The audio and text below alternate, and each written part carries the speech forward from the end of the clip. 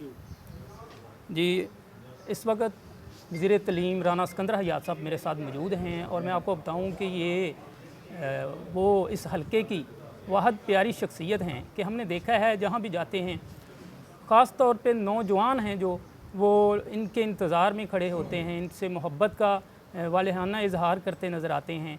और इसके साथ साथ जो एक तहसील पतोगी के अंदर जो बात मशहूर है वो हक़ाइक़ पे मबनी हमने भी देखी कि ना सिर्फ उन्होंने पहली दफ़ा MPA का इलेक्शन लड़ने के बाद अपनी सीट निकाली, बल्कि उन्होंने 3 सीटें निकाली और उसमें मैं कहूँगा कि पतोगी की सीट भी शामिल है।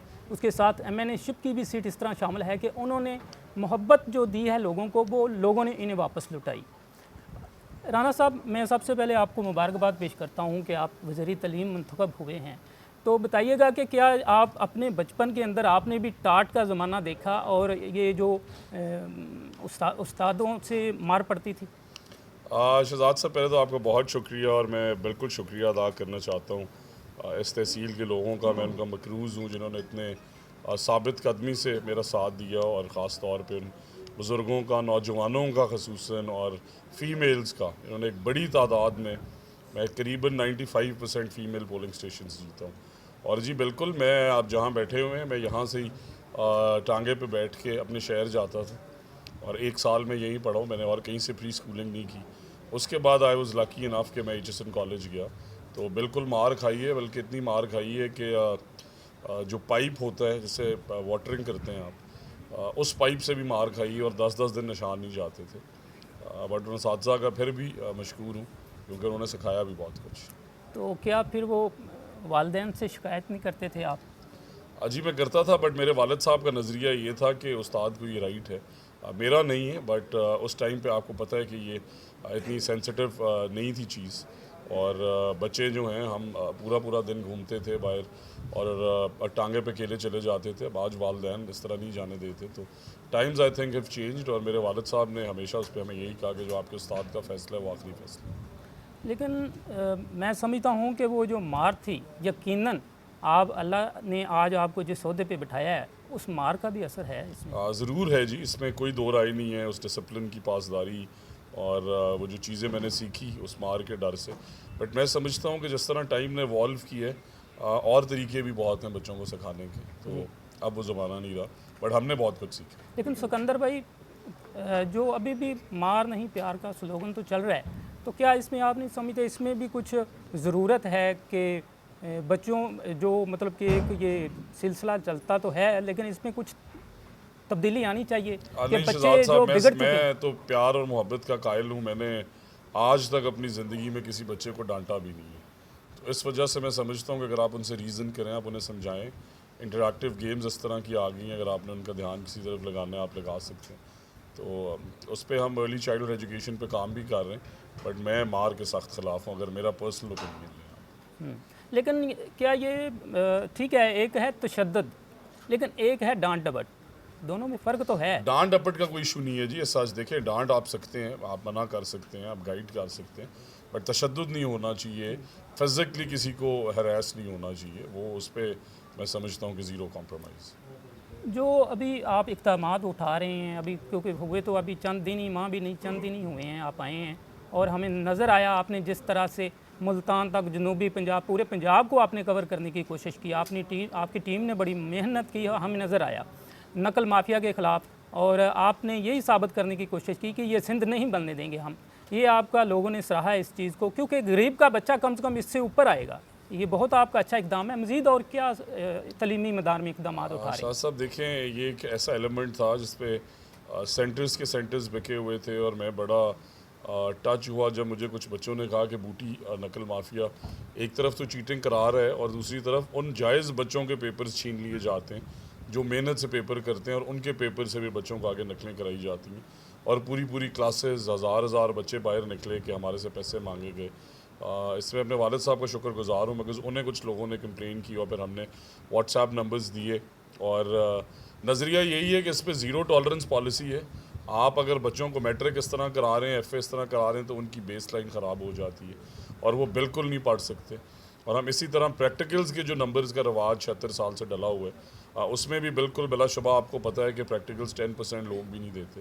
तो उस पर भी हम इंशाल्लाह ऐसा सिस्टम ला रहे हैं कि हम उनके असेसमेंट बेस्ड या ईयरली मार्क्स पे उसे कन्वर्जन उसकी तरफ लेके जाएं। प्रैक्टिकल ज़रूर हों बट नंबर्स प्रैक्टिकल के मेरी समझ के अंदर हमें दोबारा देखने की ज़रूरत है। और इंटरमीडिएट के एग्ज़ाम्स आ रहे हैं 10 दिन बाद, तो इंशाल्लाह यही बूटी माफिया को पैगाम है, आए नकल करके दिखाएं। We will take them to task. खाली FIRs नहीं कर रहे, PIDAs लगा रहे हैं, नौकरियों से निकाल रहे हैं, क्योंकि नकल माफिया की मेरे होते हुए ऑनरेबल चीफ मिनिस्टर के विजन के मुताबिक तो कोई जगह नहीं। भाईजान, नेशनलाइजेशन ये जो टीचरों का आप लेके आ रहे हैं, इसमें क्या पॉलिसी अपनाई जा रही है? शहजाद भी देखें, उसमें रैशनलाइजेशन का कॉन्सेप्ट ये है कि आप पत्तों की में जिस तरह देखें तो 1000 स्टूडेंट्स जो हैं उन पे 40 टीचर्स अवेलेबल हैं, और फूलनगर अगर देखें, एक मिसाल दे रहा हूँ, तो वहाँ 70 हैं। तो बजाय इस बात के कि आप इस चीज़ को इग्नोर करें, आप फूलनगर से 10-15 उठाएं और वहाँ 15 लगा दें। इसी तरह ऐसे ऐसे स्कूल्स मिले हैं जहाँ पे 15 स्टूडेंट्स हैं और 15 ही टीचर हैं, तो वो क्यों हैं वहाँ पे? उनकी तो सीट्स ही नहीं है। और अगर आप देखें कि 1 करोड़ बच्चे को 3.5 लाख टीचर्स पे डिवाइड करें तो स्टूडेंट टीचर रेशो 29 की आती है। फिर हमें नए टीचर्स कहाँ चाहिए? बट येस, जिस तरह साइंस सब्जेक्ट्स हैं, स्पेशलाइज सब्जेक्ट्स हैं, वो सीट्स रैशनलाइज करना ज़रा मुश्किल है। तो 10, 20, 30 हज़ार जो भी फिगर चाहिए होगा, हम उसे ज़रूर शॉर्ट टर्म पॉलिसी पे कॉन्ट्रैक्ट बेसिस पे रखना चाहते हैं, ताकि आने वाले बच्चे जो हैं उनका ओवर एज होने वाला मसला ना हो। इसी तरह हमने ये देखा है कि बच्चियाँ जिन स्कूल्स में लगी हुई हैं उन स्कूल्स के हालात अच्छे हैं, उनकी रिटेंशन अच्छी है, तो इस वजह से उन फीमेल्स को भी मौका मिलना चाहिए। और 55% फ़ीमेल स्टूडेंट्स हैं अब स्कूल्स के अंदर। तो मैं समझता हूँ कि टीचर्स को रिवॉर्ड तो करना चाहिए और उनको ट्रेन भी करना चाहिए, उनकी सर्टिफिकेशन भी होनी चाहिए, उन्हें ऑनर भी करना चाहिए, बिकॉज टीचर्स के तावन के बगैर, उनकी इज़्ज़त किए बगैर कोई माशरा आगे नहीं बढ़ता। बट साथ ही साथ रैशनलाइजेशन ज़रूरी है, क्योंकि हम स्कूल एजुकेशन डिपार्टमेंट को PIA नहीं बना सकते। भाईजान, साबिक दौर के अंदर भी जो हर चीज़ को ऑनलाइन करने के लिए तलीमी मैदान में, तलीमी महकमों के अंदर कोशिश की गई, इसमें भी आप बेहतरी लाएंगे ताकि हर चीज़ ऑनलाइन अगर होती है तो उसमें, ताकि ये जैसे कि रिटायरमेंट है, स्कूल का बच्चा और स्कूल के पेरेंट्स देखें वो डिस्कनेक्टेड हैं, पेरेंट टीचर मीटिंग नहीं होती। आपको शायद पता है या नहीं पता, 8वीं तक आप बच्चा फेल नहीं कर सकते। अब बच्चे को पढ़ाने का निज़ाम रटे का है, एग्ज़ाम असेसमेंट्स पे आ रहा है, एग्ज़ाम बनाने वाले का, टीचर का और स्टूडेंट का आपस में रब्ता ही नहीं है।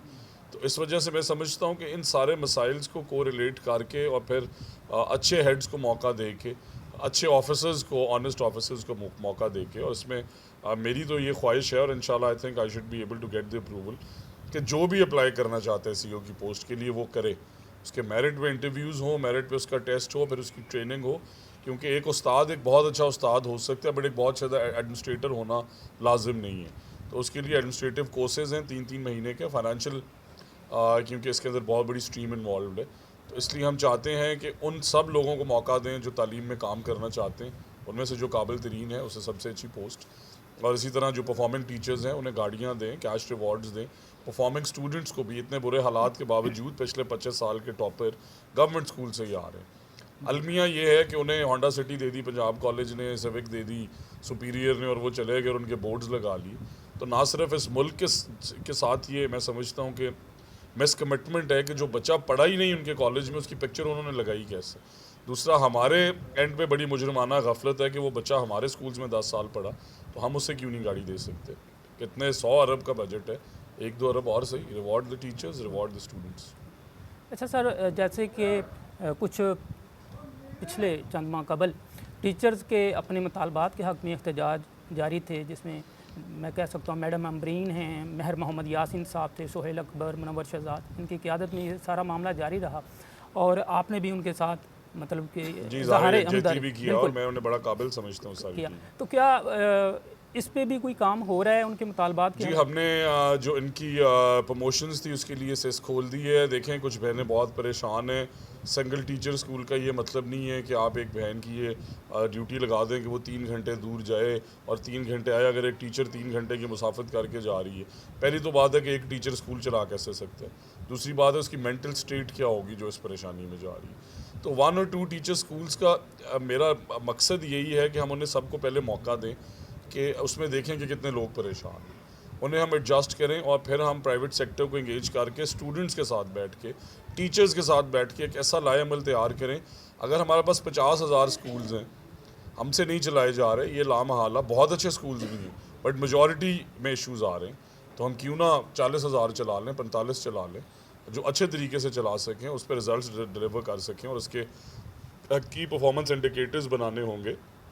शॉर्ट टर्म और लॉन्ग टर्म और मीडियम टर्म पॉलिसीज़ पे काम हो रहा है। तो मैं ये समझता हूँ कि एब्सोल्युटली बंद कमरों में फ़ैसले नहीं होने चाहिए, ना होंगे, और उन टीचर्स को रोड्स पे नहीं आना चाहिए। दुनिया में जुडिशरी टीचर्स के आने पे खड़ी हो जाती है, जजेस उन्हें सैल्यूट करते हैं, पुलिस ऑफिसर्स को इजाज़त नहीं है कि उनकी FIRs प्रायर अप्रूवल के बगैर दे सके, तो दें उन्हें प्रायोरिटी ID कार्ड्स, दें उन्हें एयरपोर्ट्स पे प्रोटोकॉल, दें उन्हें पासपोर्ट्स के ऊपर लिख के कि ये इस मुल्क के काबिल असातिज़ हैं। बट साथ ही साथ सारे जो हैं वो फाइनेंशियल गेन के पीछे नहीं होते, इज़्ज़त के पीछे भी होते हैं। 2-4-5 हज़ार रुपये पे ज़रूर स्ट्रगल करते हैं, बट उस पर हम उनके साथ बैठ के पॉलिसी बनाएंगे कि जो परफॉर्मिंग असातिज़ हैं वो लाखों लें, जो परफॉर्म नहीं करते उसके लिए तो फिर हमें ये देखना पड़ेगा कि वो डिज़र्व नहीं करते तो हम उन्हें क्यों इनामात दें। आपका हल्का तो नहीं मतलब पतों की 182, लेकिन आप क्योंकि आप मिनिस्टर हैं तो आप पंजाब आपके अंदर है सारा। आप सीवरेज के मसाइल के हवाले से पूछना चाह रहे होंगे। शहजादा, आपने बड़ा पिछले 5 साल बड़ा ऑर्गेनाइज तरीके से इस इशू को रेज़ किया, बट आप देखें कि 2018 के अंदर ये मसाइल नहीं थे जी। तो ये मसाइल कैसे आए? वो बल्दिया जिसमें 7 करोड़ बैलेंस था वो कैसे बैंकक्रप्ट हुई? अब उस पर हम ज़्यादा इल्ज़ाम तराशी में नहीं जाना चाहते, बट हम इंशाल्लाह जो मैंने वादा किया था 182 के लोगों से, और MPA साहब is also vigilantly on it, कि हम इंशाल्लाह 3 महीने के अंदर अंदर उनका एक एक गली से पानी निकालेंगे। मैं उस बयान पे कायम हूँ। मैं इस पे ऑलरेडी मिनिस्टर फाइनेंस और सेक्रेटरी फाइनेंस से 3 मीटिंग्स कर चुका हूँ।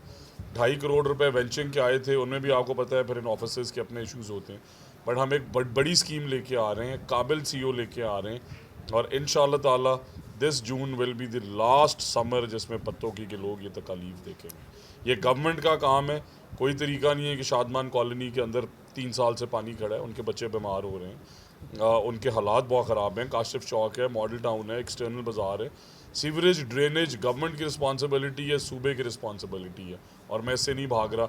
मैं ये जिम्मेदारी कबूल कर रहा हूँ और as a challenge in 3 months एक गली जो है वो साफ़ करके आपको बुलाएंगे कि आए शहजाद साहब विज़िट करेंगे इंशाल्लाह, हमें यकीन है आप पे इंशाल्लाह। और दूसरा वकास साहब से भी कुछ शेयरिंग हो रही थी, तो वो बता रहे हैं कि स्कूल जो हैं इनके फ़ंड बढ़ाए जा रहे हैं ताकि जो मसाइल हैं वो भी ख़त्म हो चुके।